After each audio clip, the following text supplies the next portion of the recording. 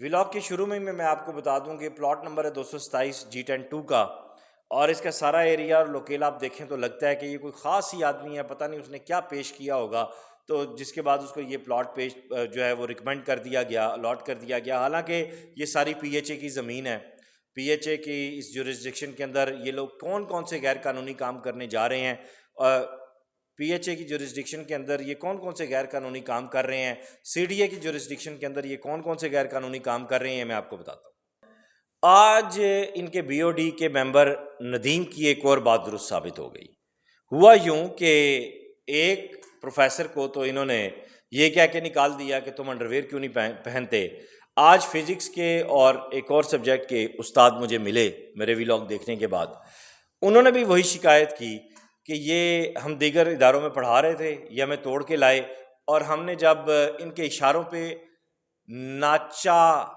لفظ یاد رکھیے گا، ناچا، ہم ان کے اشاروں پر جب نہیں ناچے اور ہم نے اسٹوڈنٹس کو وہ ڈیلیور کیا جو وہ ڈیزرو کرتے تھے، کیونکہ ان اسٹوڈنٹ کی فیسز سے ہمارے گھر چل رہے تھے، ہم نے ایمانداری سے کام کیا، تو اس رؤوف، خالد اور ندیم مبینہ طور پر یہ تین کریکٹر ہیں، یہ تین آنگلو بانگلو ہیں،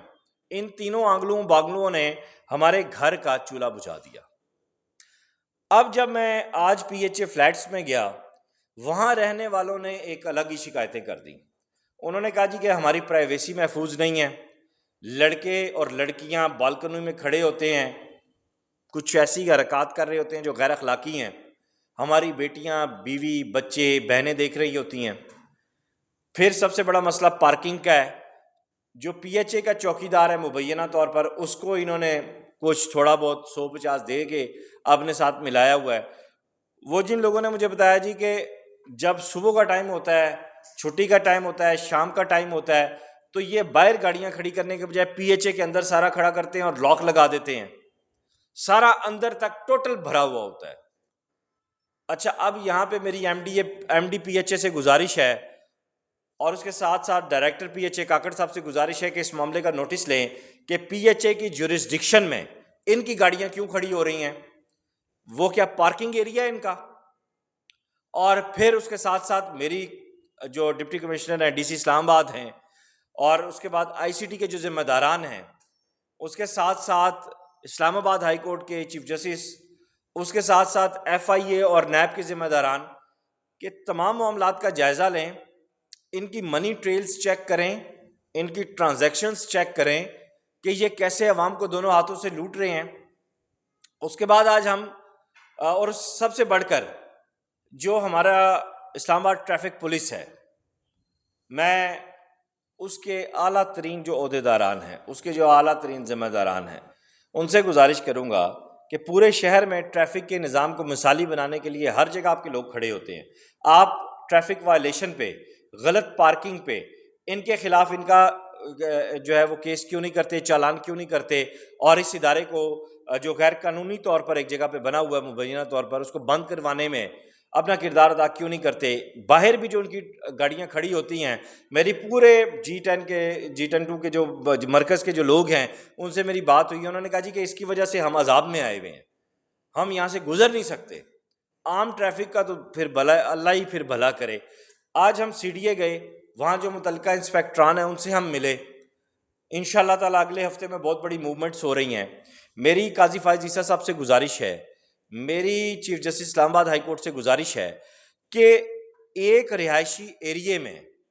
یہ ادارہ قائم ہو کر خلق خدا کو نقصان پہنچا رہا ہے، خلق خدا کی تکلیف کا سبب بن رہا ہے، تو آپ انہیں ریلیف کیسے دے سکتے ہیں؟ میں عام پاکستانی ہونے کے ناطے آپ کے حضور یہ سوال رکھ رہا ہوں۔ اور پھر اس پر جب اس کی مینجمنٹ سے سوال کیا جائے تو یہ کہتے ہیں ہمارے ہاتھ بڑے لمبے ہیں۔ تو ہاتھ لمبے کس کے ہوتے ہیں؟ غنڈوں کے ہوتے ہیں، بدماشوں کے ہوتے ہیں، 2 نمبر لوگوں کے ہوتے ہیں۔ میری والدہ ٹیچر ہیں، میرے والد صاحب ٹیچر ہیں، میں کسی ٹیچر سے ہی پڑھ کر یہاں تک پہنچا ہوں۔ میرے کسی ٹیچر نے آج تک یہ نہیں کہا کہ ہمارے ہاتھ بڑے لمبے ہیں۔ میرے کسی ٹیچر نے آج تک کسی خاتون کو ہراس نہیں کیا۔ میرے کسی ٹیچر نے آج تک آنکھ اٹھا کر بات نہیں کی۔ میرے کسی ٹیچر نے آج تک سخت لہجے میں اپنے اسٹوڈنٹ سے بات نہیں کی۔ میرے کسی ٹیچر نے کسی دوسرے کو آج تک ادارے سے نہیں نکلوایا۔ میری کسی ٹیچر کے، میرے اداروں کی جو مینجمنٹ تھی، اس نے یہ نہیں کہا کہ ہماری اپنی سلطنت ہے، ہماری اپنی بادشاہی ہے۔ اگر وہ کوئی نہیں مانے گا تو ہم اس کو کک مار کے باہر پھینک دیں گے، معذرت کے ساتھ۔ یہ تو حرام زادگی ہے، یہ تو بادشاہی تو نہ ہوئی۔ تو میں اس وقت فی الفور آئی جی اسلام آباد سے گزارش کرتا ہوں کہ یہ جو تینوں کریکٹر ہیں، رؤوف صاحب، خالد صاحب اور ندیم صاحب، میں پھر بھی عزت سے کہہ رہا ہوں ان تینوں کو ہتھ کڑیاں لگائی جائیں۔ یہ قومی مجرم ہیں، یہ لوگوں کے گھروں کے چولہے بجھا رہے ہیں، انہیں فوراً سے پہلے اڈیالہ بھیجا جائے، اور اس کے ساتھ ساتھ ان کی منی ٹریل چیک کی جائے، سینٹا وین کی انویسٹمنٹ کہاں سے ہوئی، سینٹا وین کا سالانہ ریونیو کتنا ہے۔ چیئرمین ایف بی آر سے گزارش ہے کہ چیک کریں کہ یہ ٹیکس پیئرز کی حد تک ہے، اور اس کے ساتھ ساتھ آئی سی ٹی کی انتظامیہ، آئی ٹی پی اسلام آباد ٹریفک پولیس کی انتظامیہ سے گزارش ہے کہ ان کے خلاف فی الفور کارروائی کی جائے۔ اور C D A chairman, C D A ٹھیک ہے، مان لیا کہ بہت پہلے یہ پلاٹ الاٹ ہوا تھا، لیکن رہائشی علاقے کے اندر اب جو تازہ ترین صورتحال میرے پاس آئی ہے، جو تمام رہائشی علاقے کے لوگ ہیں وہ سینٹا ویژن کے باہر دھرنا دینے جا رہے ہیں۔ جہاں یہ ساری صورتحال سامنے آ رہی ہے، وہاں اب جاتے جاتے میں یہ بھی بتا دوں، چیئرمین سی ڈی اے کے گوش گزار کر رہا ہوں، اور جو بلڈنگ کا شعبہ ہے، بی سی کا شعبہ ہے، ان کے ذمہ داران کے نام یہ گزارش کر رہا ہوں، جو ان کے ڈائریکٹر ہیں، ایڈیشنل ڈائریکٹر ہیں، انسپیکٹرز ہیں، کہ بی او ڈی کے جو لوگ ہیں ان کا یہ کہنا ہے کہ سی ڈی اے ہمارے آگے کیا بیچتا ہے، ہمارے ہاتھ بہت لمبے ہیں۔ اور معزز عدلیہ سے بھی گزارش ہے کہ جس ادارے کے کرپٹ اور راشی لوگ یہ کہیں کہ ادارے ہمارے سامنے کیا بھیجتے ہیں، ہمارے ہاتھ بہت لمبے ہیں، اور ادارے کے لوگوں سے جب ہم جا کے ملے ہیں، سی ڈی اے کے جو انسپیکٹران ہیں، کاکڑ صاحب ہیں، دیگر لوگ ہیں، انہوں نے کہا جی کہ ہم پر حرام ہے، ہم پر ہماری زندگی حرام ہے، ہماری اولاد مال حرام ہے، کہ اگر ہم نے کبھی 1 روپیہ رشوت زندگی میں لی ہو۔